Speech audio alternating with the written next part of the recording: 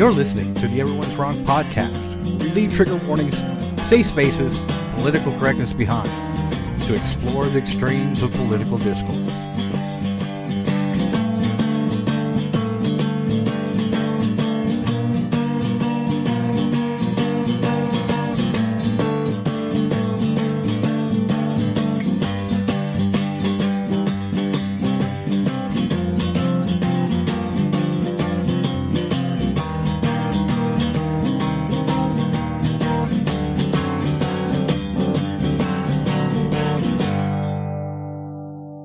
Hey, you fucks. This is Everyone's Wrong. I'm Dave, a.k.a. The Great White North. I'm Dustin Dark, a.k.a. Princess Fiona. The Shrek version, though. The ogre version. I am not my husband, sir. Yes. Okay, you're right. I'm my own woman. And I'm Ed, a.k.a. The Noof. And tonight we are joined by? Jacob. I don't have any cool nicknames, so... The gay conservative is cool enough. Alternative gay. I've had that name on Twitter since I was like 17. So you're the alt gay. So you're the one. Yeah. Oh. Oh well, I'm alt white, so it's nice to have a meeting of the two. It's fantastic. That is fantastic. If it makes you better, I don't have a nickname either. I give myself a new one every week to make myself feel special. So it's just a bit. It means nothing at all. Just so you know. Even though he does kind of look like Princess. Well, and I guess if it matters any, that's what my YouTube is too, so. Oh, alternative gay? Yeah, that's what my YouTube is also, for like my blogging and etc. Right on. Well, why don't you tell us a little bit about yourself? So obviously you're a conservative. Yeah, I didn't really realize I was a conservative until about, I want to say, mid-2016. I really didn't know much about politics, and I've had a lot of free time in my hands. There's a long story behind it, but my mom basically was just starting to drill politics into me. Like, all she does is listen to politics on the radio. Like, all she does is post about it. And she's done well to, like, keep me, like, informed and, like, catch me up to date on what I needed to know. So I've been pretty good on like fact checking for myself and just finding out what I want to know. So ever since like I started doing research and actually looking into the political scale, that's when I realized I was conservative. So about at the age of 22 or so. But before that, I was just default Democrat just because I was gay. And I figured that's what I needed to do. And that's what a lot of people figure they need to do. So it seemed like there was a bit of a conservative awakening among a lot of people in America in 2016, but particularly among that age group. I'm 30, so I'm not too far ahead of you there, and I even started drifting to the right a fair amount. Is there anything particular that was going on at that time that you feel like you can put your finger besides your mom?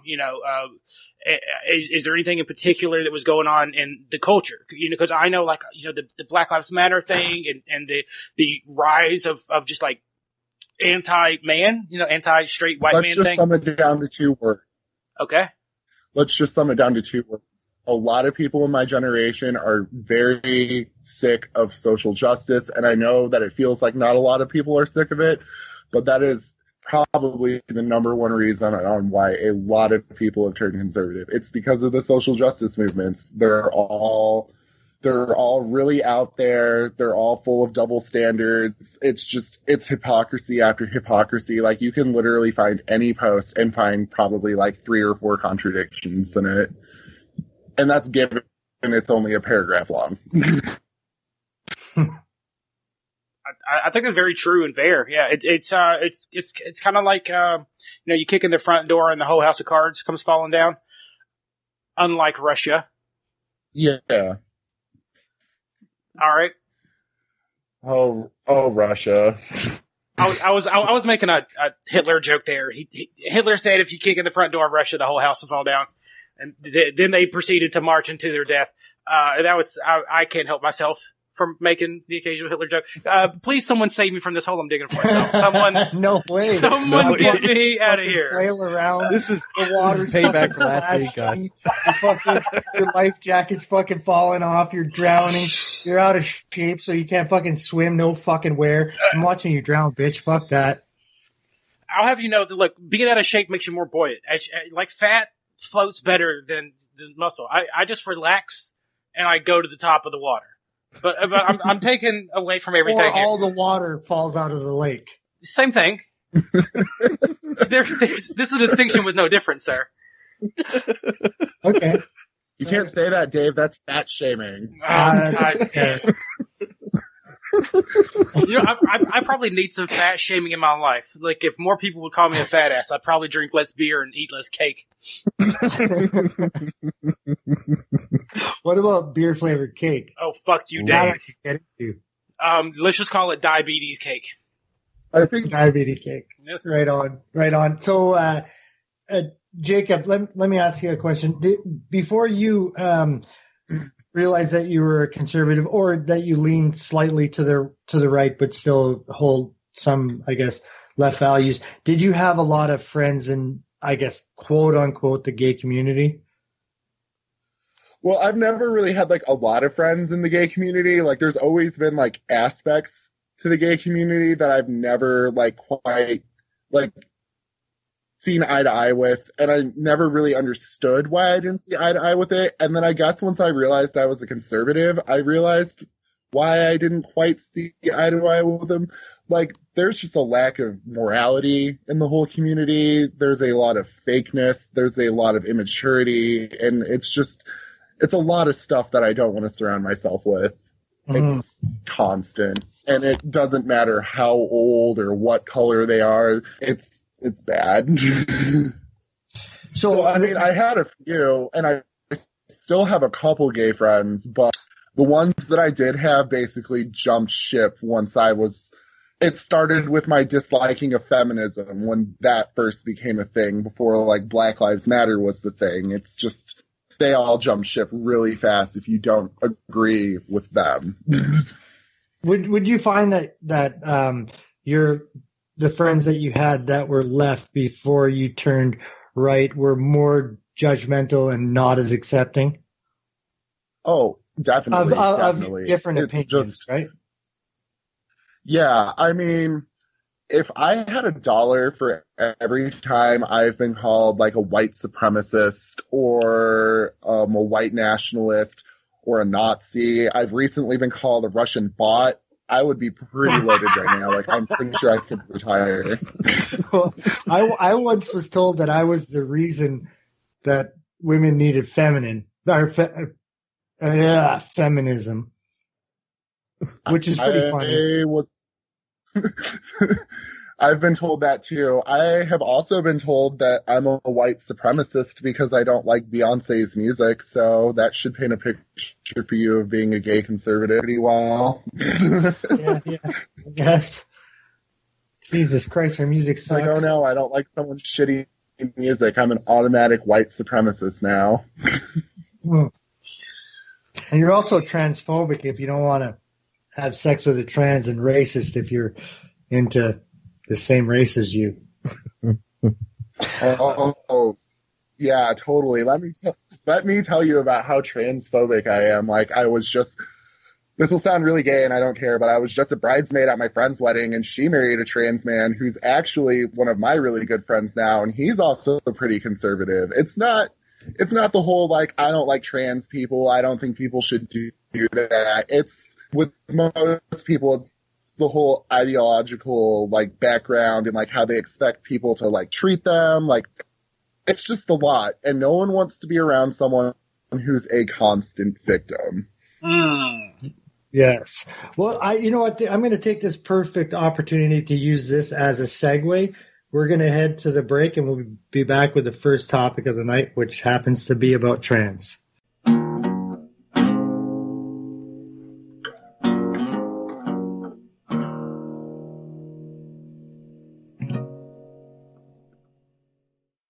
All right, well, we're back from the break, and in tonight's first topic, we're going to be talking about a trans wrestler in Texas.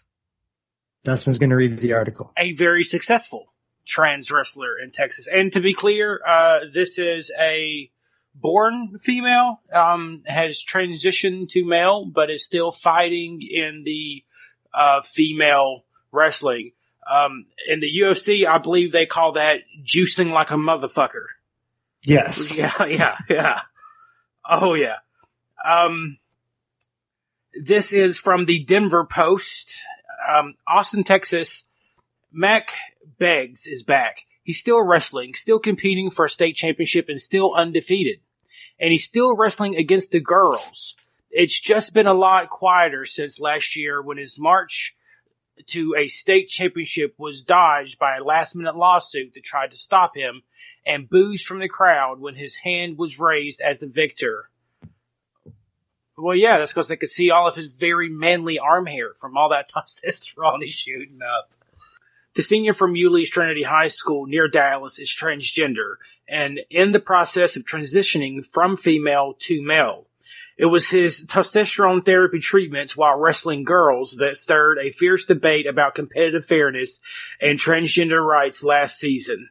He's still taking testosterone, which his mother said are just strong enough to create a wisp of facial hair and stop the menstrual cycle, but not build muscle. Bullshit. Is his mom a doctor? Is his mom a doctor? His mom not like look at a picture? Like, that dude's pretty fucking jacked. Like, no shit, he's winning against girls. This kid has more underarm hair than me. I'm a 30-year-old man. Like this, it's, and you know, I'm no doctor. You know, I did some casual reading on this a while back. I want to say women have a testosterone around like 40, and men tend to be in the 700s. Is that right, Dave? Yes, that's pretty accurate. Yeah.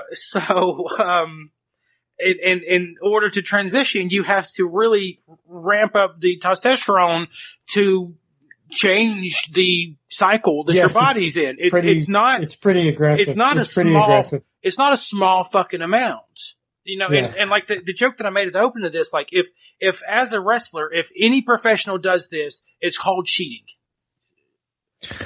A quick question. Doesn't it add also bone density, the amount of testosterone in your system? Yes. Yeah, well, yes. It would, but more than a female, but not quite as much as a male, right? Right. I don't think this kid's been on it long enough either. I think it's just been a couple of years here, you know, enough to build muscle. I just want to correct something that you said when you said that in professional sports is cheating. High school sports don't allow testosterone or steroid use either. Oh, they're not supposed to. There you go. Yeah. It's in any amateur sports, in any Olympic sports, in high school, in college, in professional, go down all the way to elementary school, steroids or testosterone replacement therapy is not allowed. Period. They allowed it for a little bit in the UFC, a replacement for guys that had low testosterone, but they found that when they had the replacement, it was spiking above normal levels, even when they were trying to keep it down at normal levels. So even people with lower testosterone aren't allowed to. So you compete with low testosterone. Even if you have a testosterone disorder, you're still competing with your testosterone disorder because what do I want to say? I want to say the synthetic or like the non-natural way of delivering testosterone spikes it. When it's first delivered, it's spiked. So if you can get your training in during that time, you're going to get less injuries. You're going to heal quicker. You're going to get more muscle growth. Your stamina is going to be better, and you're going to be more aggressive all around. And if this was a tennis match or say like a long distance running, it wouldn't be that big of a deal to me, but it is a combat sport. Now it is a combat sport that produces the least injuries, or, you know, you're not submitting people and you're not punching each other in your face, but it's still a combat sport and people still get hurt. So to go in there with any type of advantage is cheating, and it's actually assault. Period. So I think Jacob might have something to add after this next paragraph. The 18-year-old Beggs wrestles in the girls' division because the rules for Texas public high school requires athletes to compete under the gender on their birth certificates. Starting Friday, he'll defend his title in the girls' Class 6A 110-pound division at the state tournament in Cypress near Houston. So I saw your Facebook post earlier. Do you think you could share with any listeners? Yeah, all right. So I actually did some research on this because my friend is from Ohio, my trans friend that I was talking about, and he, like, there are 3 states in this whole country where no matter, like, what you do, you can get the total reassignment surgery and everything, and they will still not allow you to change your gender, your sex, or whatever on your birth certificate. And those 3 states are Idaho, Ohio, and Tennessee. And then there's 37 states that require you to have some kind of proof of reassignment surgery from a doctor, but Texas is not one of those. Like, all you need really is a note from your doctor saying that you're on, like, hormone therapy, and then it costs, like, $47 in court fees to get your birth certificate changed, and then have a new one sent to you. So really, I mean, I don't understand why this dude just doesn't get a note from his doctor and pay the $50 to avoid this national debate. Because I can tell you why. Because it's easier competition. He couldn't compete in the male division at the same caliber that he's beating all these girls at. He'd probably be a low-level wrestler in against the male opponents. Well, you wouldn't make it to the tournaments or the finals or anything like that. Yeah, and so this is a way. Oh, no, finish what you were saying. I'm sorry. No problem. I was just saying he'd get more recognition and more infamy, whether good or bad, wrestling, females in this respect. Yeah. And then, I don't know, I'm going to try and be a little bit objective here. Like, let's say even like he is with the boys and stuff, going back to like how women have like a 40 and men have like over 700 on the testosterone scale. I wonder if that would be enough for him to even compete with the boys, because I don't necessarily know how testosterone works on like level wise. Like, I know my friend takes it once a month, like it's a shot that he, but I don't know, would it still be considered juicing and cheating if he was doing it while competing with the boys? Well, I wouldn't consider it to be necessarily cheating, but I'm not sure that it would, like, I don't even understand how this is being allowed, because testosterone and steroid use is not allowed. So maybe because it's a doctor's note, I have no idea, but I still like. Okay, so in Thailand, they have a huge. Well, you would know about Lady Boys. They have a huge trans community in Thailand. Son of a bitch. Anyways, they have a huge trans community, and if you know anything about Thailand, their national sport and their favorite pastime is Muay Thai kickboxing. So they do have trans, like male to females that compete, but they compete against the guys. You know what I mean? Like, even when they're transitioning or have transitioned, they still compete against the guys. Okay. Well, here's the thing. Even if it's okay. If there's more competition on the guy's side, like, it's a lot harder for, this kid to win. That would be a good reason to go fight with the boys anyway. You know, like if you have shown yourself to be on top of your division, if there is a more difficult division to go to, assuming that you're really in it for the sport and the challenge, and you're not just going to beat up people, okay? Which I am withholding. I don't know this person. Maybe that's it. Maybe it's not. I don't know but that hasn't been put out there. So maybe that's what's going on here too. If your goal isn't just to beat up people and it is for the sport of it and for the challenge, you would want to, give up 7 Starbucks coffees worth of money, make a phone call to your doctor and get them to pin something down for you and go fight in the appropriate division. So I've literally saw people on social media saying, well, if, they could compete in the boys, I'm sure they would. Nah, I'm not so sure. Maybe they would. I saw some bullshit about how he apparently tried to sue the state of Texas to go compete with the boys. And when I looked that up, I could not find a single article that said anything along those lines. And if anyone listening can find something, send it to us, and we'll definitely, add that into the next episode. So, please. But I have a point. I wanted to make. But don't source Gay Star News or anything like that, because those people lie about everything when they publish anything political. Yeah, anything that has the word gay in it, don't source it. Well, that's like if the word truth is in the website, just go ahead and log out. So I have a point to make about this, right? So the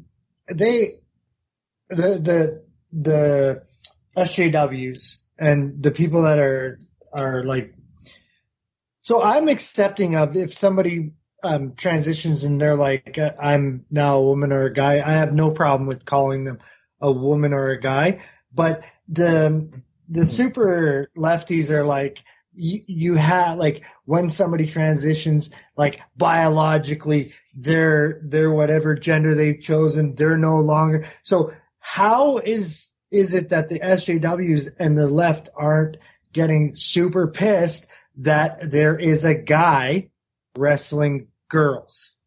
By their own logic and their own definitions, this person is now fully, biologically and gender, a male.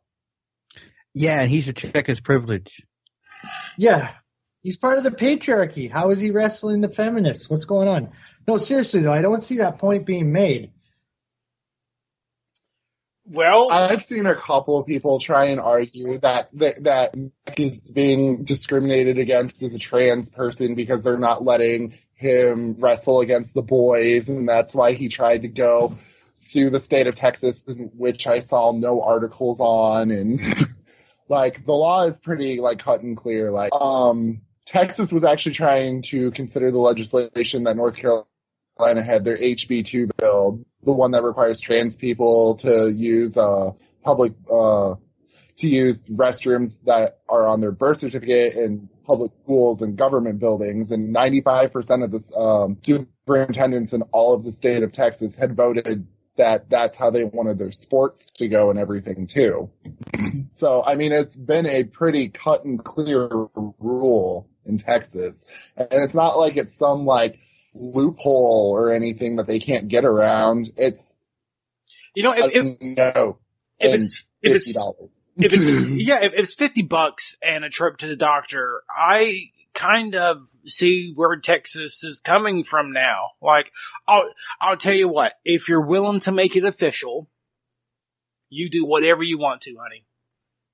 That sounds surprisingly fair to me. I'm sorry, is my phobia, my multiple phobia showing? Is that what just happened? I don't see the problem. Yeah, totally. Your cis privileges, that's for sure. Wow. Literally shaking. You just don't know what it's like, Dustin, that's all. Yeah, I'm triggered. I'm going to my safe space. See you. The wrestling mat against a woman. I'm calling my psychiatrist now. I'm on my way to the inpatient unit. Yeah. But so my issue is that the testosterone Implementation. Implementation. And competing. That's all I care about, because none of the females are going to come even close to the testosterone levels that this individual is going to have. And it's a combat sport where people get hurt. People can get spiked on their head. I mean, the article that you're reading off of, Dustin, the front cover is this trans guy having a cis female in a half Nelson, and she's got an excruciating look on her face, does she not? Yes. You know what? So let me actually read the next thing, because maybe that's what set me down. Quote, "He has so much respect for all the girls he wrestles," said Beggs' mother, Angela McNew. Oh, that different last name, whatever. "People think Mac has been beating up on girls.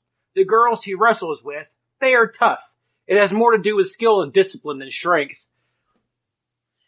While fighting has a lot to do with skill and discipline, it also has a lot to do with physical fitness and strength and aggression. Yeah, I'll as speaking from experience, wrestling out of all the combat sports, it does require technique, but it relies the most on strength. Out of all the combat sports, strength comes most into play in wrestling. I believe that. No, from all the pictures, yes.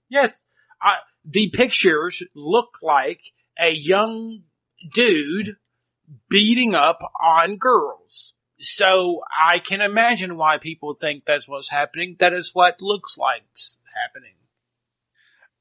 I have a quick question. I just want to. Okay, go ahead, Jacob. Sorry about that. I was about to say, I worked psych, and then I worked in a prison, and strength is a very big key factor on when it comes to taking someone down and putting them in holds.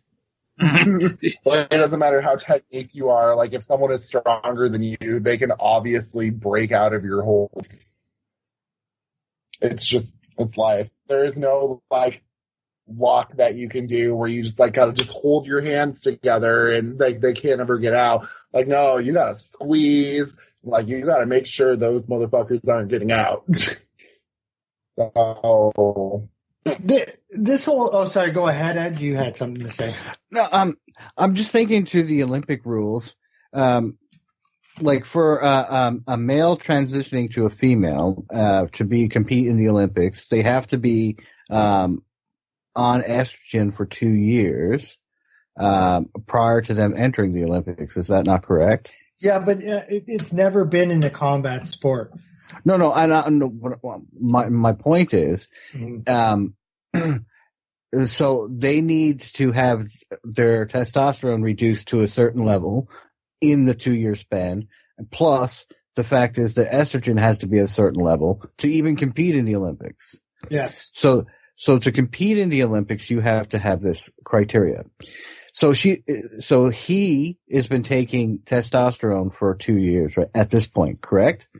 So the amount of testosterone in his body should be sufficient to have done some physical difference. If you're able to compete at the Olympic level, because wrestling is an Olympic sport, by the way. Yes, but high school is not under Olympic rules. No, so there are some different. So the Olympic drug testing and testosterone levels and transitioning would fall under WASADA, which is the World Doping Agency. Yep. And that's where that would fall. The high schools couldn't afford to use WASADA. No, and I agree. But what I'm saying to you is they chose that 2-year period for a reason in the Olympics. There has to be a rationale behind that 2-year period. It's not arbitrary that they just picked 2 years. So I'm saying, in what happens chemically to your body in 2 years is my question. Yeah, I don't know. I think that's like how long it starts taking your body to actually get used to the hormones and actually transition fully. Because like it's not just like you take one shot and bam, it's done. Like it's like a time capsule. Like you got to do it consistently over a certain amount of time before it's complete. In a sense, at least chemically. That's not like with surgeries for like cosmetics, you know. Are you guys aware of who Fallon Fox is? Yeah, that was a male to female UFC fighter, correct? Not UFC, yeah. MMA. MMA, sorry, MMA. Yeah. This kind of reminds me of that, but it's not fully like that because Fallon Fox was beating up girls and didn't disclose that she was a man for 35 years or 30 years. There's a bit of difference there, but then was still smashing women afterwards. You know, I just like, I don't know. If there was enough trans people, then you could say like, have trans categories. Obviously there's not enough people. So it's like kind of, what do you do? And I think the only fair solution is because it becomes unfair to either, you know, in the Fallon Fox situation, it becomes unfair to females because they're getting beat up on by a person that had testosterone running through their body for 30 some odd years and has the bone structure and the upper body strength of a male.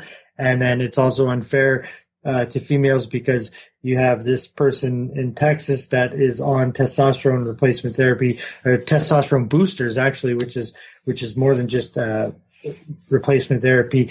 I think the fair thing in this situation to do is to say, okay, if you're transitioning to a male, you compete against the males. And in this Texas situation. And I think for a fair thing to do, fair to the females would be to disclose the fact in the Fallon Fox situation is to disclose the fact that, you know, you transitioned in your 30s. Is there any women that are willing to fight you? And is there a sanctioning body that will sanction the fight? But to not disclose it, I don't know. That's just my opinion. You know, Dave, I just to cut in, sorry, to cut in. Yeah. I really want to see this just like trans MMA like category. The eternal question of who wins between a roided up woman and a low T man is really the itch I may need to have scratched. So thank you for that. I'm sure you can find it on Pornhub. I'm sure I could. Well, that's how I found out how far the average person can throw a midget, which is about 15 feet. We just had a competition here. We just had a competition here at a strip club in Ottawa that was like the SJWs went nuts. It was like the dwarf tossing in a strip club. And that's what makes me proud to be an American. Like, if we want to throw midgets, we motherfucking throw midgets. There's no question. Right. It's fucking right it is. And ARs and fucking homemade hand grenades. Anyway. Look, the walking vagina can be in the parliament in the capital of Canada, and we still throw midgets.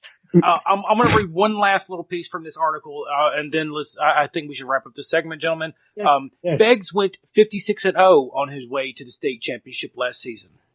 Yeah, not surprised. And he's 32-0 this year after crushing through the regional finals last weekend.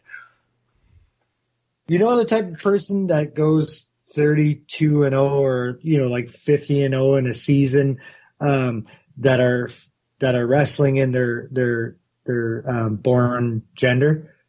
People like Brock Lesnar, Daniel Cormier, like natural freaks, you know? So yeah. It tells me that they're not being tested at all. That anybody with a perfect record, like in the UFC, they haven't really fought anybody difficult. When you come across that difficult fighter, the one that you have to work hard, like use your brain to figure out how to beat that person, or you get submitted or whatever, that's the person. That's the person that you will learn from the most as you go through your career. So I don't. The only way for that person to develop as a proper wrestler would be to wrestle with males. and see how they would do there. I think that would be a better test, and it would be more fulfilling for the athlete, I think.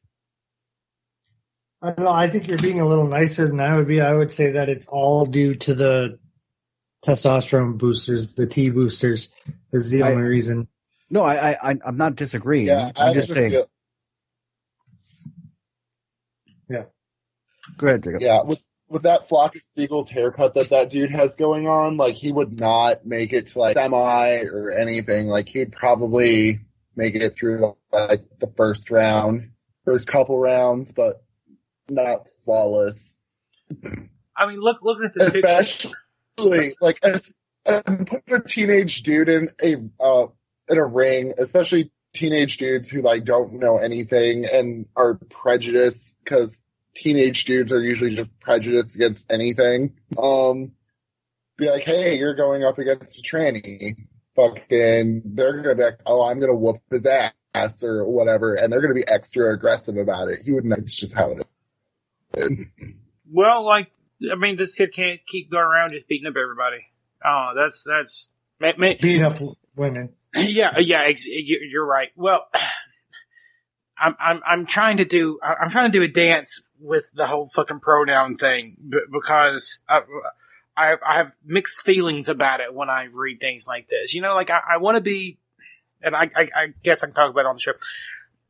I want to be nice to people. You know, I really want to be nice. I don't want to be accommodating. You lying son of a man, bitch. no, fuck you fucking Canuck, you maple syrup chugging cocksucker. Anyway, see, listen, how is that nice? Hey. Fuck you. I'm making a point.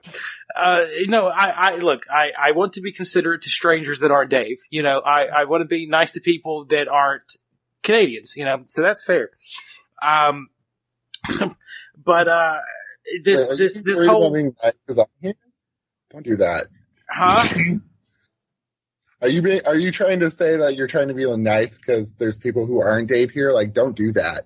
Oh, don't no. Nice. Being nice, like, it's no, what, okay, okay, so, the last, I don't go around and just be rude to strangers is what I'm trying to seriously say here, and I, you know, this show, I'm particularly disagreeable, but that's what it's for. You know, as I go through life, I'm not quite as disagreeable as I am here. If someone says, you know, they prefer to be called this, that, or the other, I'll go along with it. But it's this, declaring that it's true and demanding that I say it thing makes it really hard. And you know, I was talking about, Chelsea Manning, Bradley Manning, a little while ago too, and I called them he. While I was saying, you know, watching them recently, they seem to be fairly traitorous. You know, I used to think that Manning was being somewhat patriotic, and it really starts to look like, you know, he just hates America. And a friend and a listener was like, you know, are you intentionally, you know, mispronouncing or whatever? Like, I just called this person treasonous. Is the fact that someone wants to focus on that right now? Like, traitors tend to be in prison for life or killed. You know, like, huh? And the only reason that she's out is because she got pardoned. Right. I know. The only reason Manning is out is that was pardoned by Obama as he left office. We can call Obama here, right? Okay. So I'm sorry. As he left office. Yeah, that's right. Which as I watched Manning, do you know for sure he's a he, Obama? Like, did he tell you his gender? You know what? I don't think you should assume anything. I am assuming, and if you spend any time on the conspiracy side of YouTube, and you know that I and do. Obama's black. That's like something. Well, the question is on Michelle Obama. Some people say she's got a banging dick, so I don't know. I'm not, you know, just like Justin Trudeau, maybe Castro's son. We don't know. You mean Justin? I feel like people who are dead set and honestly believe that Michelle Obama is trans and was born a dude are dumb because they have 2 daughters. Right. Good God. No, those are adopted. No, I'm just kidding. Yeah, but that's what I wanted to say. You We're said not that at the Justin point Trudeau yet is... where trans women can have babies. Oh, I'm sorry. I was just saying that we're not at the point yet where trans women can have babies, but they're working on it. Trans men can have babies, though. Oh, Jacob, you're so naive. The government is a good 30 years ahead of our technology. So we don't have it yet, but you see, those kids are like 20 right now. So in about 10 years, we'll have it, which means the government had it 20 years ago. It all fucking works out. It all works out. You just weren't they making kids in a pizza shop or some? Oh no, that was raping kids. It rhymes, they were Dave, molesting but they're kids different. in a pizza shop. Okay, I'm sorry. Making kids, raping kids. Okay. In a pizza shop. There's a difference. Yeah. I'm going to cut in right now and say, that's all, folks. All right, we're gonna take a break before I fucking piss my pants and Dustin says something even crazier. So we'll be right back.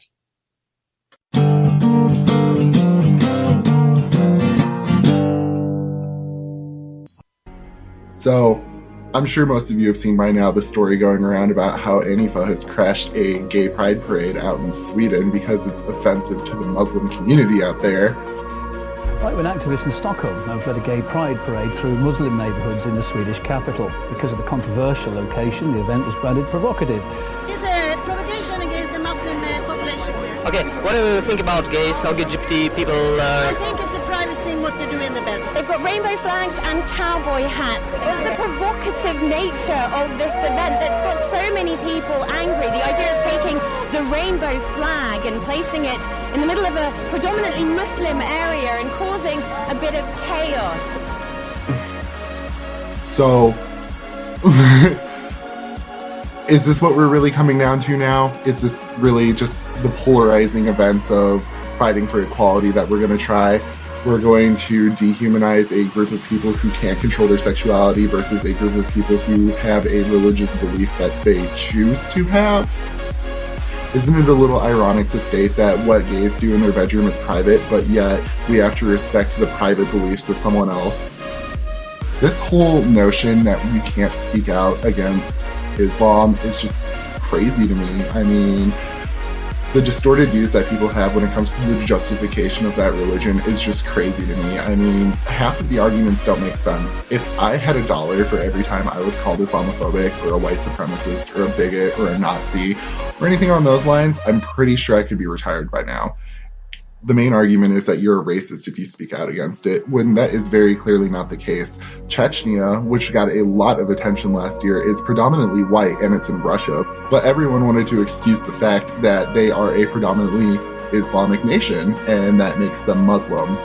In fact, let's just take a look at some of these Islamic countries and, see who is more offensive to the other dynamic of people. So let's talk about Chechnya. It is in Russia, and most of the people there are white, but 93.47% of the population is Muslim. Homosexuality has been illegal in Chechnya between men since 1996. Some of the punishments you can get in Chechnya for being gay include corporal punishment, torture, and execution. So you can literally be killed just for being gay because of someone's religious beliefs.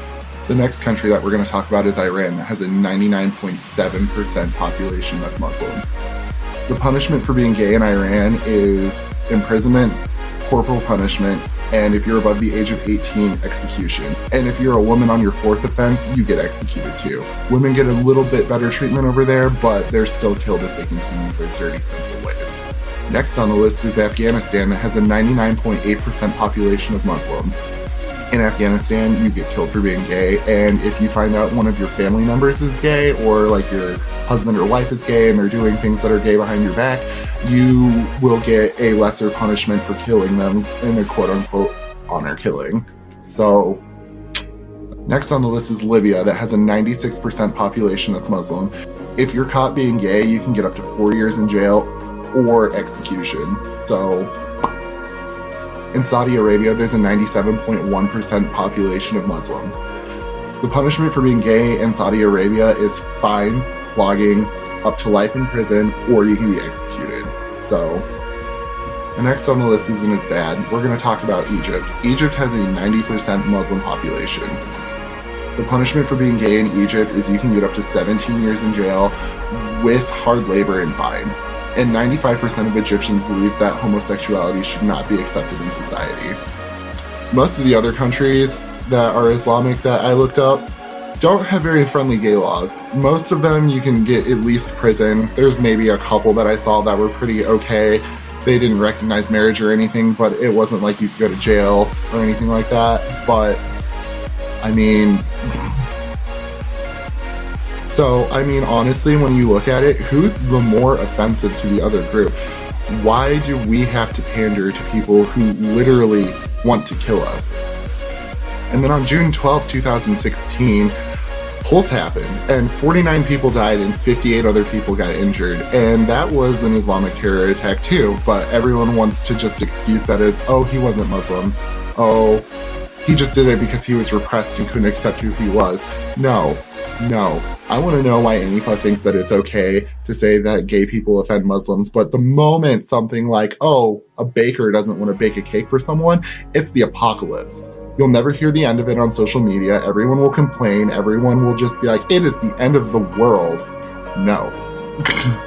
And don't get me wrong, this is not me saying like all Muslim people are bad. I personally do not care what you do when it comes to your religion, but your religion does not get to dictate my life or the life of others. It just baffles me that we are supposed to be guilted over things that, you know, haven't happened in our lifetime, but the moment that we speak out against a real world problem, it's always the same counter argument. You're racist. You're xenophobic. You're Islamophobic. I just find it so funny that Antifa wants to sit here and act like they are the most progressive people in the world, but these current actions are making them look very regressive. You can't say that you are a progressive while trying to literally silence another group of people in order to appease a religion. It doesn't make sense, and it will never make sense. We have progressed as a society, and it is selfish to believe that we need to sell out our values and our tolerance to appease a group of people who have the most intolerant views that I've seen in the modern day. Because at the end of the day, I'm not going to be bothered by being called a racist because I speak out against a religious ideology that literally kills gay people in most of the places that they hold power. It's just not my problem. In fact, I would love to hear the counter argument against how it is so justifiable to give these people a pass because they're, I guess, predominantly not white. But you can't speak out against the things that, you know, if it happened in America, everyone would be having a collective shit fit over. Like legally executing gays for existing. Or in Iran having state-funded transitionings because being gay is so illegal that they basically are like, get a transition or die. So that is all for this. I hope I didn't sound too stupid or anything. So if you guys like this, give me a like. Tell me what you would like me to rant on about next. And I'll see you guys next time I make a video. All right. Well, we're back from the break. And in this segment, we're going to be talking about a video that Jacob made and the reason why I wanted him to come on the show. Why don't you tell us what this video is about, Jacob? All right. So a big thing with the social justice thing that I really cannot understand is everyone's undying love to throw themselves in front of the buses that the Islams drive to blow us up in for the undying love of Islam. It's crazy to me. It's the worst thing you can do. And I really don't get it, especially with the standards that are held in this country and how everyone seems to hate conservatism. Yet Islam is way more conservative than Western conservatism itself. That's pretty much why I did it. Sorry. Do I need to redo that? No, you're good. And in the video that we just watched, Antifa is telling the LGBT community not to have their parade in the area in Sweden. What's going on there? Yeah, so I recently found out that video is actually like 2 years old, but it just started like recently circulating around social media for some reason. I guess a bunch of refugees came to Sweden and they were having their parade, and the Antifa over there in Sweden was just basically telling them that they needed to shut it down and that it was offensive to the Muslims. And I guess that's just where we're at with it now. Like, the double standard continues. It's just like, okay, so we had this big old thing where it was just like, oh, well, you can't oppress gay people because of your religion. And now it's being turned around to, oh, you can't express yourself because it's offensive to someone's religion. And you know, to cut in real quick, on the Europe thing and the anti-gay thing and the Muslims, I'm sorry, Europe's in my mind. So, you know, with the mass migration of Muslims into Europe, they're having their polls are showing the opposite effect between cities and rural areas based on like opinions for homosexuals, right? So in the United States and Canada and most of the world, you find that in the rural areas where people tend to be more religious, there is a less open towards homosexuals. What's happening in Europe now is like when they poll London or the other major cities, they have much worse opinions towards homosexuals now, because when people migrate into Europe, they move to the cities, and it's the anti-gay sentiment is strong enough in the Islamic community to flip the statistics.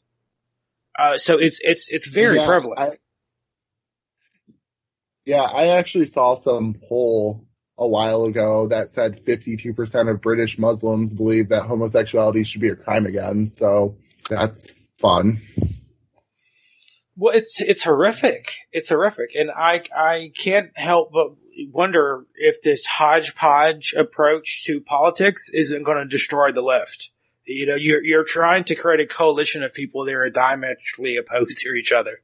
It's how does it work? I don't get it. But the reason why they do it, Dustin, the reason why the left and Islam are working together, or it seems to be, is that they both want to bring down Western civilization.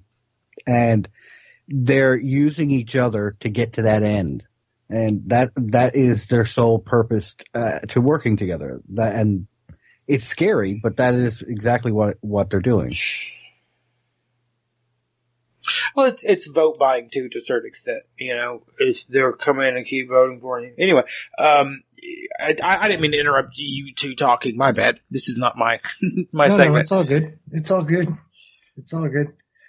I guess like as a gay person looking at, and I know that it's not necessarily happening in the States, but as a gay person looking at a group of people like Antifa that would have the left, that would have a few years ago been sticking up for you against Christians, now turning and saying that you're not allowed to live the way that you want to live because the Muslims are there. Would you not kind of say that this is like the oppression Olympics, like the Muslim refugees fall higher on the oppression scale than gays do at this point? Is that the reason why they're doing it? That is exactly what it is. Like, these people are just in their own echo chamber of cognitive dissonance. It's just whatever is the hot popular victim of the time. Like right now in America, it is Hispanics and women and like the quote unquote non-binaries. That's why what's her face from the school shooting is being all amped up and shit. The Buzz chick, whatever her name is. It's just whatever is the most prevalent. And Muslims they're up there because they feel like that is the most targeted group from the right. And not the gays anymore. It's not the gays, it's the Muslims. And they have these skewed ideas on what it is to be Muslim. Like, it's not a race. It drives me insane whenever people say it's racist to have a problem against a religion, first of all. It's just, I don't I cannot comprehend it. And the amount of gay people that support the religion is even more mind-numbing to me. It is a big reason why I do not have a lot of gay friends, because they feel like I'm some kind of supremacist and some kind of bigot because I have an issue with it. And it's always just like, well, you should see it like this, because I know this one Muslim who's not so bad. Yeah, so you're not for gays for Sharia?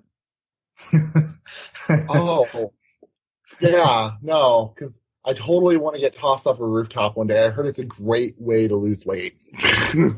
Silly me.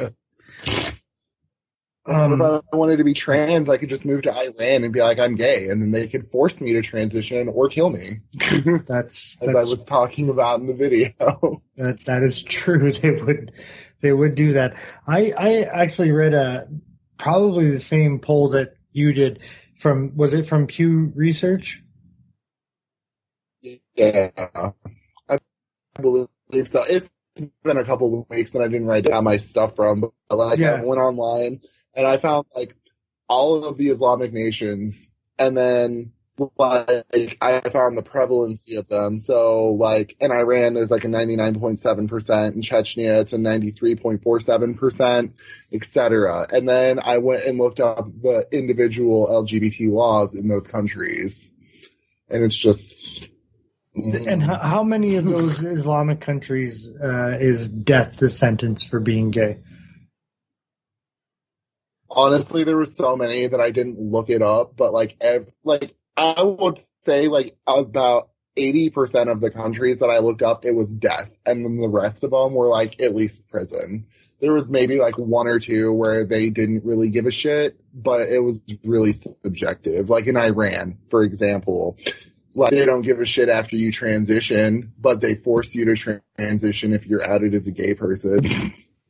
In other words, they castrate you. Like, it's really subjective or circumstantial on like their acceptance level, you know? Yeah, like Turkey's one of the nicer ones, right? I mean, they're falling into theocracy right now, but they were like the shining beacon of look, there could be a civilized Muslim country, but they're not anymore. Right. And like I said, they're falling back into theocracy. And that falls in with the left's narrative. Like, you got to look at what the minority does, and countries like Turkey right now, they're the minority, so that's what they focus on. And I don't even get it when it comes to like, I'm sure you've seen the hashtag gays for Palestine. We get treated like shit in Palestine. They kill us there. Like, I don't get it. Why are we for that? Like, why are we for getting tied up behind motorcycles and dragged down the road until we die? Oh, God. I think it's more out of they don't have a clue what's going on in the rest of the world, so they see a movement that, oh, these people are oppressed, we have to fight for them. I think that's a lot to do with it. You know, sometimes I go the and AI, they ignore it. Sometimes I go the AIU, the Atheism is Unstoppable line of thought with this, where it's really just like, you know, fuck America. America's evil. So who's America's enemies? And then they start getting them. Like, you know, sometimes I feel like it's an oppression Olympics, and sometimes I feel like it's just vote grabbing. And then sometimes I think it just comes from a real hatred of what, like, the West is, and a desire to break it down, which I think Dave was kind of alluding to earlier. Like, it's the motivations are hard to pin down, and it's probably a blend of all of that. Yeah, and I have to agree with that, especially in like recent events. Like, let's pull the whole North Korea situation into this conversation with the whole hating America thing. It astounds me how many people are like, oh, those poor innocent North Koreans, when they talk about us going to war with North Korea, but yet North Korea has been threatening to nuke us for how long now? Like, you know, we did a whole episode on that. Like, we have made deal after deal after deal, and they keep shitting in our cereal and telling us it's breakfast time. You know, like we gave them the nuclear power plants. We give them food, and they keep shitting on us, and we keep saying, a particular subset of the left keeps saying it's our fault. You're dead right on this. Like, they invaded fucking South Korea. We were a protectorate of them, and we protected them. Like, what the fuck else are we supposed to do as a country? Just let the commies take everything? Anyway, sorry. People talk about how great, and then they talk about how great it is. And I know we're getting off topic, but like, I watched a documentary on North Korea, and it's a total dictatorship. And I don't understand why people think America is so bad that they would think that comparing America to North Korea in a negative way is a feasible thing to do. Like, if you think it's so great, go live there. Some kid just got beaten to death for taking a poster off a window, who was returned in a coma and died. So, have fun with that. Yeah, they have intergenerational prisons. It's a hellscape beyond imagine. Like, born in a prison, die in a prison because of shit that your fucking parents did. Holy shit! I find it ironic that all these people that hate the West and hate capitalism do so through their iPhone and tablet. Yeah. Maybe that's why the lefties like North Korea, because of the prisons, because, we can't get over slavery because our ancestors did it, so we should reparations and stuff. Maybe that's why they like them so much, the intergenerational prisons. It's the same idea. There. It's the same idea. And they believe in the ideology that's creating the hellscape, so they support it. Okay, back on topic though. Well, it's not terribly off topic though, Dave. No, I understand. I just want to talk about Antifa for a second. Yeah. Let's get on. So, I've noticed that a lot of people that are in Antifa are from the LGBT community and from the trans community. So I just, like, when I watched your video, I was in complete, I don't want to say shock, because nothing they do really shocks me, but I was in it made no fucking sense. In awe. It made no fucking sense that they're telling gay people not to be gay when a huge portion of them are in fact gay. You know what I mean? I'll just break it down on Antifa is, fuck it, I'm going to say one of the forbidden internet words. People who classify themselves as a new gender and argue about how communism is great are retarded. And that's just all it is. They're retarded. Oh, I thought there was actually going to be a taboo cross there. You scared me. Yeah, there was nothing. That we say that word all the time here. Go ahead. Well, yeah, I recently got blocked by one of my friends for saying that word because it's bad. Like, you can't say anything anymore without offending anyone, which is ironic, given, the people that they're defending so much will say whatever the fuck they want to say about us. Mm-hmm. And if they get their way and get power in these countries, they're going to screw everyone that fought for their rights over too. Oh, all you gay people that helped give us power and give us equality, well, screw your marriage. You know what? Screw it. You can go to prison or die. It is how it is. And people who support that blindly and will not, open their eyes to factual reality are retarded. And it's just, there's no way around it. There is no there is some cognitively wrong with these people. And there is no sense with them. There is no reason with them. There is no logic with them. There is no conversation with them. It's just, you do what I say or you're a bigot and we're going to punch you because you're a Nazi. I would say that a lot of the the thing that you're seeing with Antifa and them stopping gay parades on behalf of Muslims is you can never be progressive enough. So it's like it's never enough with them. So you can be like, I'm for gay rights. Well, you fucking do this. You know what I mean? So I just think that they're constantly just trying to prove how progressive they are. You know what I mean? Yeah, I know exactly what you're saying, and I know I'm trying to like upstage you, but like I know the perfect way to say this. Like you can, like you yourself, you could say that you are for rights, for gay marriage, for whatever, for trans rights. Oh, you're still a straight white cis male. Oh, well, I'm against racism, but you're racist because you're a straight white cis male. Blah blah blah. Like the argument is always you are whatever you say. You are whatever they say you are because of your identity. But yet that's not some kind of racist. That's not some kind of racism. It's just prejudice. And prejudice is only synonymous with racism, so they're not exactly the same thing. So stupid. Well, it expresses itself in a different way too. Like, so I think the Black Panther movie is a good example of this. So, let's say they went out of their way to try to ideologically please a certain subset. And as I haven't seen the movie, but the best I can tell, they, an all black cast and black writers for this particular thing, and everything except for the one white dude is black music. But you see complaints again, like, well, if they really wanted to fucking support black people, why didn't they go to Africa and shoot this? So it's another expression of it's never enough. It's never far enough.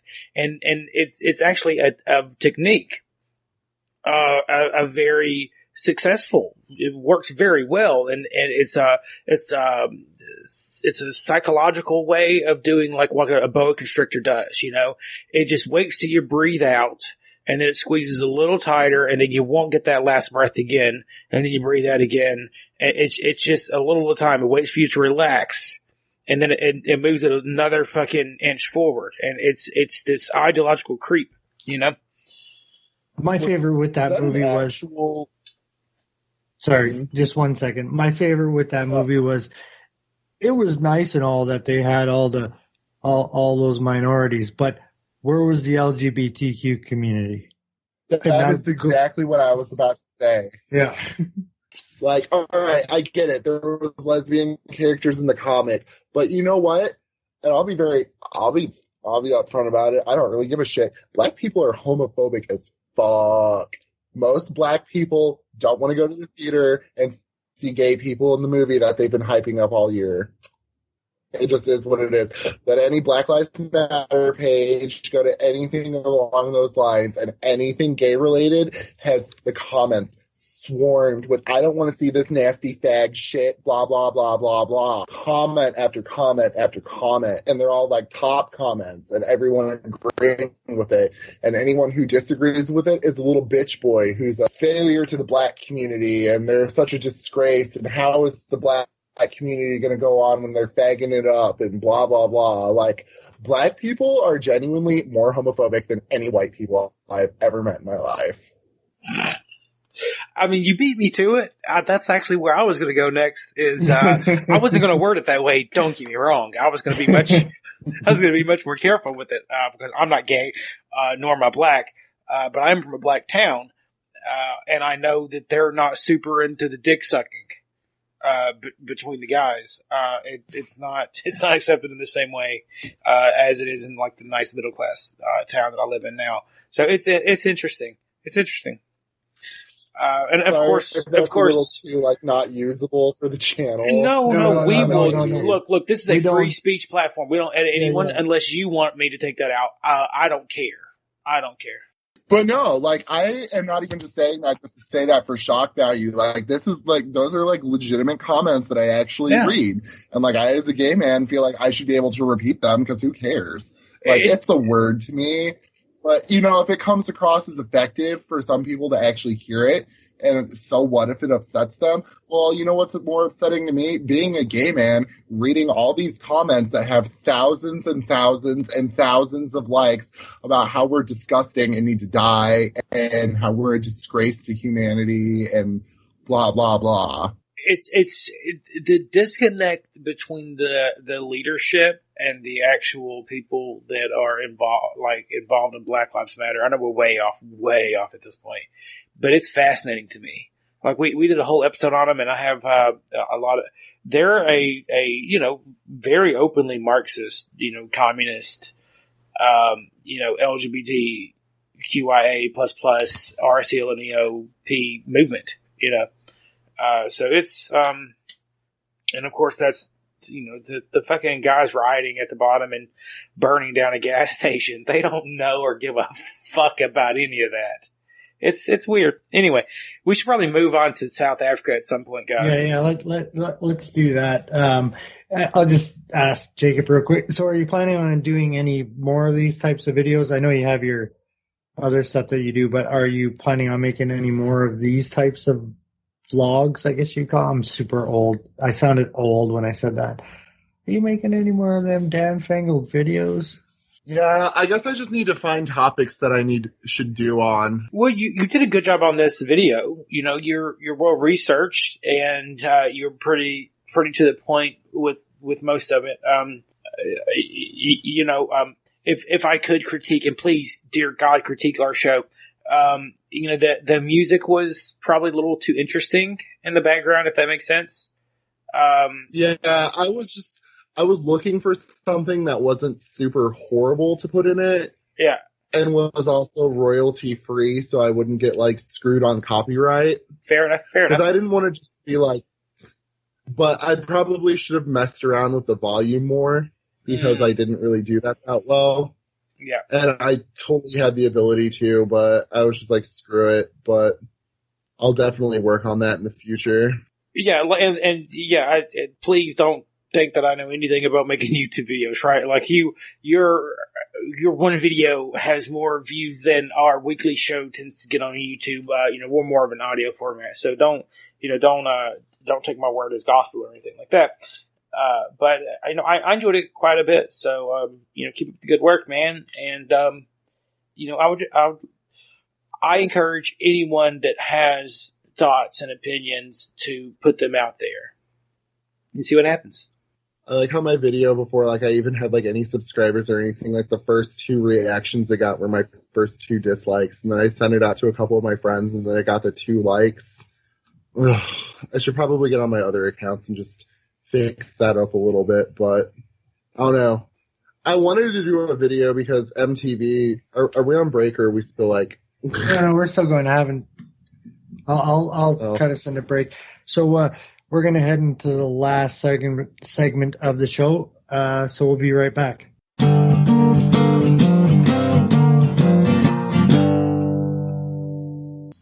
All right, we're back from the break, and in the last segment, we're going to talk about racism in South Africa. So apparently the government of South Africa has put a motion in to bring forward a bill that would strip white farmers of their land. This is from news.com.au. It's called "The Time for Reconciliation is Over." South Africa votes to confiscate white-owned land. South Africa's parliament has voted in favor of a motion that will begin the process of amending the country's constitution to allow for the confiscation of white-owned land without compensation. The motion was brought by Julius Malema, leader of the radical Marxist opposition party, the Economic Freedom Fighters. Ooh, it always goes well for a country when the radical Marxists take over. And passed overwhelmingly by 241 votes to 83 against the only parties who did not support the motion were the Democratic Alliance, Freedom Front Plus, COPE, and the African Christian Democratic Party. It was amended but supported by the ruling African National Congress and new President Cyril Ramaphosa, who made land expropriation a key pillar of his policy platform after taking over from ousted PM Jacob Zuma earlier this month. Quote, the time for reconciliation is over now. Now is the time for justice. Is this the guy that said that he isn't calling for violence yet? Yeah, I think so. No, yeah. genocide. Yeah. The quote that I found earlier was it's not calling for the slaughter of white people, at least not for now. Well, that was a little while ago he made that statement. The statement I just read is the time for justice is now. That's disturbing. Now is the time for justice, yeah. So, I mean, but we all know that the South African farmers, white farmers, have been systematically attacked. Yes. But not just the white farmers. I mean, they have black Africans, South Africans working on and living on those farms. And they have been attacked and beaten as well because they are seen as enabling the white farmers to keep their crops. So there's been particularly horrific reports coming out of this area, particularly about these Boer farmers, as they call them, where it hasn't been proven, but there's good reason to believe that signal blockers are being used while they roll into these farms so that they can't call for help. And there's been cases where people are literally raped to death. So it's a particularly gruesome scene going on right now. And it just seems to be ramping up. And Dave, didn't we do a podcast where they were starting to train young Boer children to carry firearms and become a part of a paramilitary organization? Yeah, but the issue here is that Genocide Watch, they've reported that the South African government has implemented a gun control where the South African farmers' guns have been taken and they can't defend themselves against the attacks that are happening on their farms, and that is part of the reason why Genocide Watch is willing to say that it's genocide, is because the government keeps on putting laws into place that makes it harder and harder for the farmers to defend themselves. And then you couple in the blockers so they can't call anybody. And when they do call the police don't show up. Now, one more last question before I'll let Dustin continue. I apologize. The only media I've heard talk about this has not been mainstream media. It's been like people like Lauren Southern, Katie Hopkins, who have recently just traveled to South Africa, that are actually getting the word out. Anybody know why that Matt made it? I can tell you. It's because people like to pretend that the white South Africans are a pariah and they're the only ones that because apartheid went on a lot longer than segregation or the Indian pass system in Canada, they like to pretend that we're better than them somehow and that white South Africans are super racist and evil people. And whatever they get is coming to them, basically. I mean, that is a fairly common perspective that I see passed around. I mean, these are colonials, they have it coming. But people, I think a lot of people don't understand. Like the Dutch started settling South Africa a long time ago. They've been go ahead. As long as we've been here. Right. Or I'm sorry, Dave. Yeah. They've been there as long as we've been here. And a lot of the accounts, there were a lot of settlements where they did not meet people, natives for a fair amount of time. That the population just wasn't that thick. It has grown a substantial amount due to white intervention. Now, I'm not saying that it has been, roses. It hasn't. It hasn't.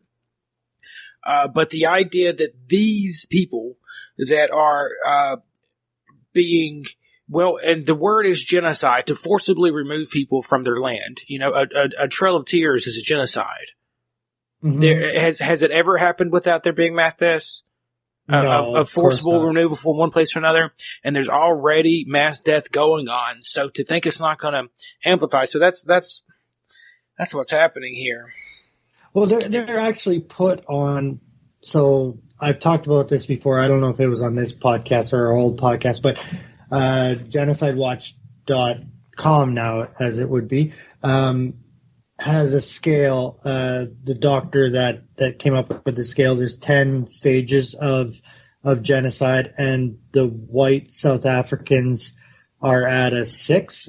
So they're only 4 points, actually 3 points away from the actual killings, because the 10th one is denial of the killings. So they're 3 points away from, being obliterated off the map. And there's 30,000 or 30 million black South Africans and 4 million white South Africans. So, I mean, it's not an unfeasible thing that this could actually happen, especially with Julius, the person that you talked about, bringing the motion forward, is a particularly evil person. It's not just that he's a Marxist, but he's staunchly racist towards whites in general, and especially white South Africans. He says things like, "When white people speak, I don't hear them because they're not human."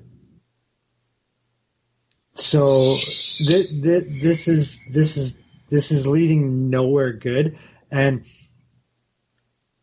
something similar happened in what used to be called Rhodesia. It's now called Zimbabwe. The government there decided that they were going to take the white farmers' land, and Zimbabwe used to be the breadbasket to Africa. It has the most fertile farming lands. But what they found was, when they took the farms from the white Rhodesians or Zimbabweans and handed it over to the natives, they weren't farmers. It's not that black people can't be farmers. It's just that they weren't farmers. So now they're begging for money because they have no food, because they can't grow crops, because the people they turn these over to are not farmers. And the test pilots that they did in South Africa, they did buy farmers' lands off of white farmers and hand it over to black owners. They don't produce. It's not because they're black, it's because they're not farmers. These people, these white South Africans, are Afrikaners, as they would be called. They've been farming these lands since the 1700s. They know the lands, and they're farmers in that region. You can't mess with that, or you'll get a hungry country like Zimbabwe. Didn't Zimbabwe also try begging the white farmers to come back after the collapse of their economy from that? Yes, they did. Yes, they did, and they didn't want to go back. And can you blame them? Fuck no, I wouldn't go back. Yeah. And not only that, but the ones that left, but the ones that said no, this is my land, were killed. So, right. So why on earth would they come back, set up again, and then have them be killed? But this is stage one. If the white South Africans in the cities think that this isn't a Marxist move on wealth and land, they're insane. So first it's the land, right? And the farmers own the most land. And then it's seizure of the bank accounts, the businesses, the homes. This is phase one of Julius's plan. And, the ANC has been forever unpopular since Nelson Mandela died. And, the ANC started out as a communist party too, but later on, Nelson Mandela realized that he wasn't going to receive any help from Canada, U.S., and those places if it was a communist party. So he switched to a democracy. But, what the reason why the ANC has moved forward with this now instead of in the past is that they realize that they've become unpopular because they're super corrupt, and that it's really easy for a guy like Julius to blame everything on the white South Africans. So if your electricity is not running in this one area, why blame it on the ANC when you could just blame it on the white South Africans? Oh, all the power is going to the white area. Or you understand the mentality that I'm trying to put forward? Yeah. It's the same mentality that we have here in America. We were screwed over by whitey in the past, so now we want to forcibly take some kind of wealth that we feel like we deserve. Yes. I don't know. I read some pretty interesting things along the lines of the history of Afrikaners today. I don't know how I feel about them all. Like, in a way, like I get like there was racism and prevalency in that, but then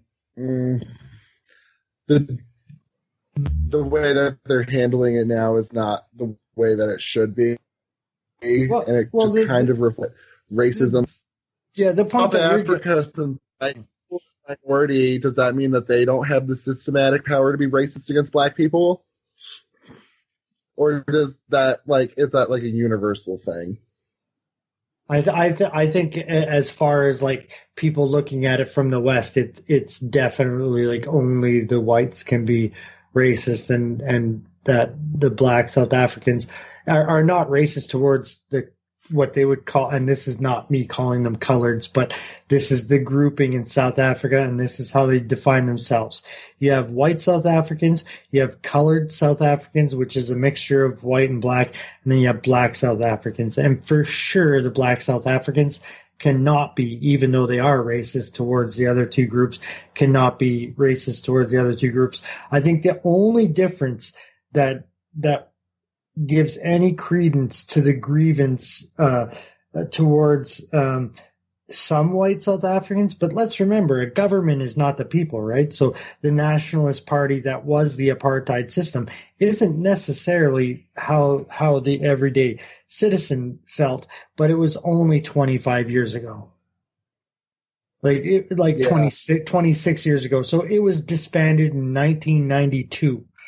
So, I mean, like, a lot of people were still alive during apartheid. Like, a lot of people lived under that regime that was 100% a racist, fascist regime. Like, there's no getting around that. It would have sucked fucking balls to live under that if you were black. It would have sucked to live under that if you were colored, and it wouldn't have been great to live under it if you were white either, because your society was really militarized, you know. Well, and no one here is sorry to cut in. No one here is trying to justify what happened in South Africa. It was wrong, you know. No, apartheid was wrong. Any sort of racial hierarchy that has been implemented through time is wrong, but to compound one wrong with another one is not justice, and that is what people need to keep in mind here. Were there some mistakes made? Yes. Were there some human rights violated? Yes. Therefore, mass murder and genocide? Yeah, you lost me. Well, I mean, I think they also lost the whole. Pardon me. The Nelson Mandela mindset. Of course they did. Yeah. Because Nelson Mandela really wanted to bridge the divide and bring both of the people together. When you got someone like Juliuson who wants to just sever all ties and get rid of all white people, that is not the unifying philosophy that a person like Nelson Mandela or Martin Luther King had, and they're losing it. They've lost it. The plot is over. The Rainbow Nation of South Africa, like the flag that they have with all the colors in it, because they wanted to represent, like, the colored the coloreds, the blacks, the whites, the Indian people that lived there, that died with Nelson Mandela. Like, let's be honest. True enough. I agree. Dave, you said that so you were talking about Lauren Southern covering this. Do you follow her on Twitter at all? No, I don't follow her on Twitter, but I watched some of the videos that she put out. Did you see that interview when she was interviewing that one lady, and that lady was like crying about how these people would come like beat and rape them and stuff, and how if she would just leave?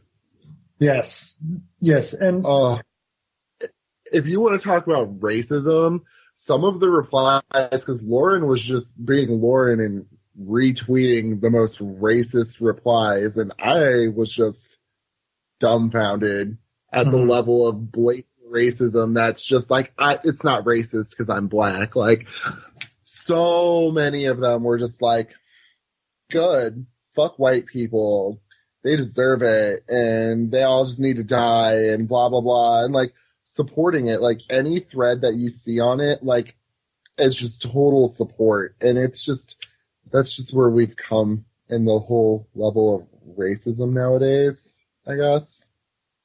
Like, we're going to support literally stripping everyone of their lives, raping them, beating them, killing them, but it's not racist, and it's their fault for the actions of people who weren't alive in our lifetime. My biggest fear out of all this is countries that would have stepped in to try to mediate this, to try to prevent something really bad from happening, are under crisis themselves with this whole SJW victim mentality, that you can only be racist to people that are non-white. You can't be racist to white people. And do you think that that's going to have a major impact on countries stepping up to the plate and working to try to solve these issues? Or I think if anybody steps up to the plate to help the white South Africans, as proven in Canada, when the one guy did actually get refugee status and asylum for the racial treatment that he was enduring in South Africa, will get called racist on the world stage. Like South Africa called Canada racist, and then the European countries got involved calling us racist, and they revoked his refugee status and sent him back. Well, I mean, if you think about it, the way that racism is implied, it is power plus privilege, and in South Africa now, it is less than 10% of the population is white, and we're seeing how their government is treating them. So by SJW definition of racism, whites are the minority in South Africa, and they do not have the power to be racist over there. I've made that white point. People are. I've made that point like, before. I feel like SJWs feel like just the whole world is just predominantly white, and there's just like a 10 to 15% population of people who are like black, and like a 5% of Asians in like every country, and that's not the case. Like, but that's how they treat it. Yeah, I would agree. The last thing that I'm going to say about this is, if you're a North American and you think it's okay for the South African government to come in and take the white farmers' land, or even if they were black farmers, I don't care. If you think it's okay for them to come in and take the land of these people as reparation or for something that happened a long time ago, then what you need to do is you need to pack up all your belongings. You need to take all your savings out of your bank account. You need to take the deed to your home. You need to take any family relics you have, and you need to head down to your nearest Indian reservation, and you need to hand all that over, because you're no better than the white South Africans. They've been in their country just as long as you've been in yours, and they both came from the same way. So stop pretending like they're somehow they deserve to have their land stolen. If you're not willing to turn your stuff over, shut up about it. But the only people who actually think like that are the extreme SJWs that demand that we give reparations and then say Thanksgiving is genocide and raping Native Americans and blah, blah, blah, blah. Dustin? Think about it. Like, normal people who, like, actually have a grasp on reality see the issue on what is wrong there. And it is the extreme SJW, liberally mentality that is the whole, oh, it's fine. It's cool. Fuck white people. Normal people who aren't sociopaths that have a genocidal personality have a problem with this. And those who don't, I really feel like need some therapy because they don't know what empathy is. For sure. Dustin, do you have anything? I don't know. The thing that's most striking about this to me is as this unfolds, I am very curious as to see how Europe and the Western world opens up to these people. Europe has been a doormat for refugees for the last couple of years. Are these guys going to be allowed to join? So, I was at the whole thing with they let the refugee in, the South African guy, and then they sent him back because they were called racist. Do you know what Bush said? Bush Jr. said was the worst moment of his presidency, the most tragic. No, it wasn't the terrorist attack that launched us into the new world of global terror. Mm-hmm. It was when he was called racist over the Katrina catastrophe. Wow. Like, the fuck, dude? The fuck? Like, that's, like, it's the spinelessness, the ease of manipulation so that you're not called names. Mm-hmm. I just don't understand, dude. I don't understand it. Like, you can call me all the names you want to. I'm going to tell you what I think, and I'm going to do what I think is right. Mm-hmm. And, this lack of moral fortitude because of name calling is what is most striking about this particular situation, and it's what I'm going to be personally keeping an eye on. Nothing is going to be shocking to me coming out of South Africa. Like, how many people were raped? How many people were killed? How many fucking farms and the famine has grown to how many people are starving? Mm-hmm. None of that's going to shock me. What's going to be interesting to me is how the Western world reacts to this. And it's going to be very telling, and it may be more fuel for the alt-right's fire. And I'm going to be keeping an eye on that as well. Well, of course it is. And I'll just respond to you.